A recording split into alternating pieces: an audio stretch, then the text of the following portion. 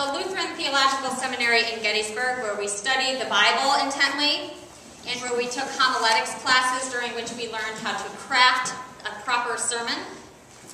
The key that was told to me by my homiletics instructor was a good sermon should always be good news. That at the end of the day, what was proclaimed was that Jesus was the ultimate revelation of God's grace and love. Well, I believe this to be true, that Jesus is God's heart, what God truly is like, flesh. But apparently, John skipped Homiletics 101.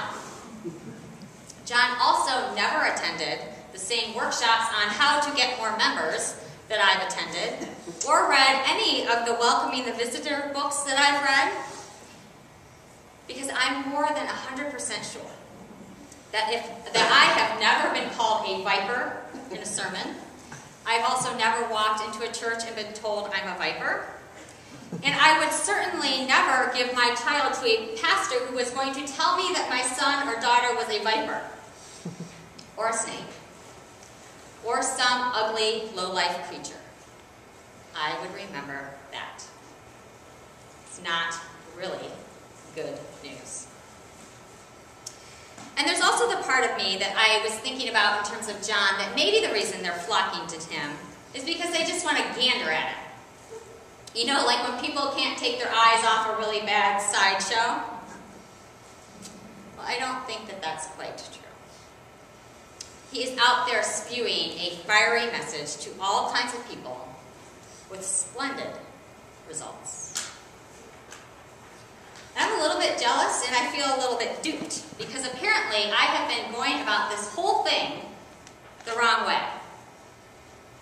Forget about grace. Bring on the fire. Because there are all sorts of people out there splashing around in the Jordan that don't seem to care one iota that John's calling them vipers. And Jesus doesn't seem to mind him doing it either. Insulting people apparently works for John. So I thought I'd give it a go. Sermon for the day. It could be a ooey gooey blobfish. Or maybe you'd prefer to be a red-lipped batfish. Or you could call it a naked mole rat. And then there's always the very attractive eye. Now I know you're thinking that I need to go back to homiletics class. We can all go plenty of places and be told that we're not living up to expectations. We can all go plenty of places and be made to feel like we're not enough and harbor insecurities about who we are. We certainly don't need to come to church to have that reinforced.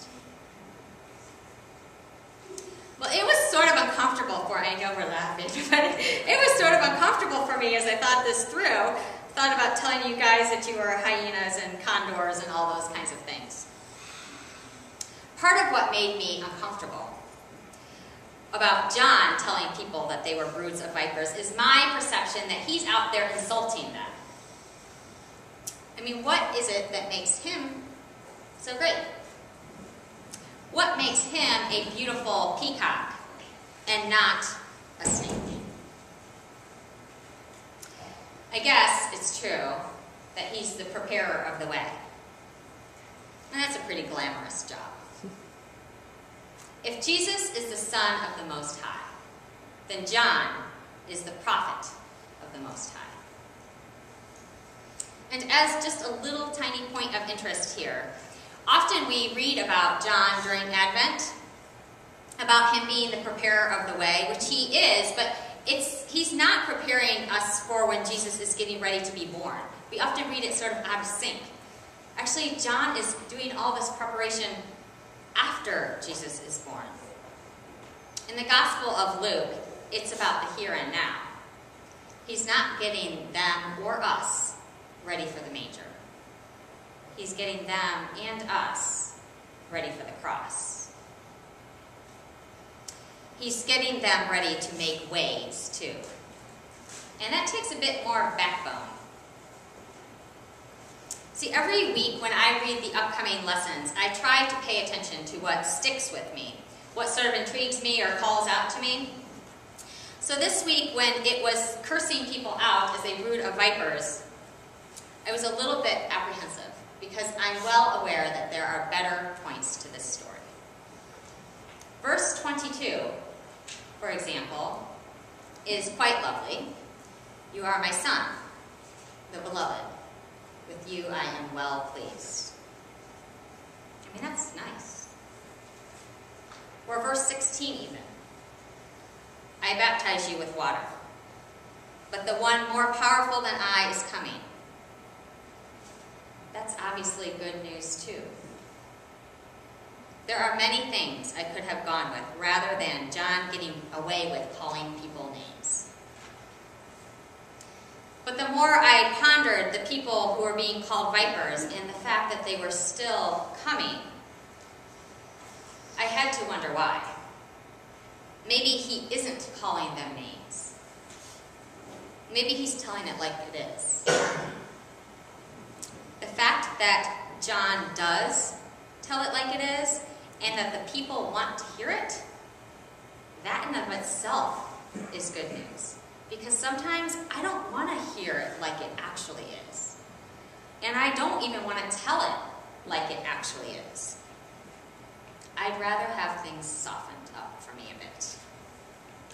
Or maybe, if I don't say anything at all, well then either it's not true, I can conceive of this in my mind, if I don't say it, it's not true, or I won't rock the boat.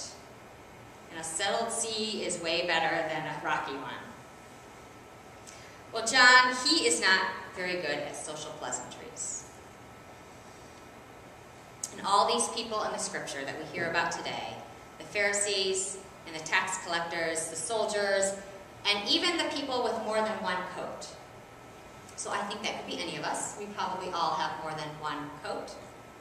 See, all these people, all of us, we have jobs, and they had lives, and they had families, and they had communities. But the truth is, they don't just have jobs, and they don't just have lives, and they don't just have families, or just communities. They have God-given jobs, and God-given lives, and God-given families, and God-given communities. Now, the truth of the matter is, I'm not one who thinks that God-given means it's been plopped down in our laps fully formed. And I don't think John is that way either, because if he did believe that, then he wouldn't be having this shouting match with people. He would have no reason to tell the tax collector that he's a viper if it was already a fully formed gift. He would have no reason to tell the soldier that he's being a viper. There would be no reason to call the religious leader a viper. They've all been cunning and deceitful and slick in their lives. And John says, so, God called you to be a soldier. Well, then be one. Protect and make peace. Don't shake down the people and coerce bribes. Don't be a snake. John says, dude, you're a tax collector. Why are you acting like a monkfish? Go and collect the money and make sure it's used to further the community. When the crowd asked John, what should we do? Truly, like what does it really, really mean to be baptized? To live as God calls us? They aren't wringing their hands in a woe is me sort of way. They really want to know. And if you're going to ask the Viper Man what we should do, then you better be ready for an answer. He's not one for mincing words. And the answer is also not going to be easy. I mean, it might be easy in theory, but not in practice.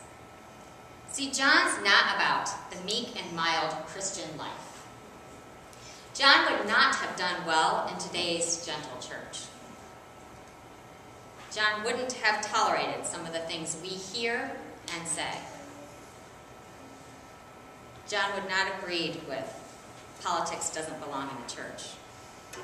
John wouldn't have agreed with God doesn't belong in the workplace, or that the church doesn't need to talk about money, or that the government needs to stay out of my pocketbook, or that the church doesn't go to war and the government does. See, John doesn't see any reason to restrict the gospel of God to certain aspects of our lives. With John, it's all or nothing. If someone had said to John, "Don't worry about Herod, he's so far away he can't touch us. We're not trying to start a rebellion here. We're not really trying to save the world. We just want to be baptized," John would have blown a gasket. There is very little that's pretty peacock or glamorous about John's job. He gives up everything for God. And that's not easy. John knows he was not called by God to be some little cute sideshow on Sunday morning. And we aren't either. God isn't just about Christmas Eve or Easter or Sundays even. And God isn't just about baptisms or funerals or marriages. God is about life. Which means that God does actually care about how we do our jobs, whether we do them with dignity and honor. And God does actually care about how we treat our families, whether we treat them with love and compassion, and whether we actually treat the poor like we would treat our family. And God does actually care if our political beliefs reflect our understanding of faith. And God does actually care if we use our money for the betterment of the world. We can forget about winnowing forks or threshing floors or burning chaff, because I don't know of anything more unsettling than receiving a clear word about what we're meant to do and be in this world. What could be more unsettling than someone who challenges us to actually be the person whom God has created us to be? And is there anything more full of wonder and hope than to know that we're meant to be fire and not vipers? You know all those pictures? Well, I got them from an article that was put out by Mother Nature News. And the title of the article was 13 of the Ugliest Animals on the Planet. And I saw it, and my initial reaction was, because I'm a little bit sarcastic, was 13 more questions that I have for God about what in the world was he thinking.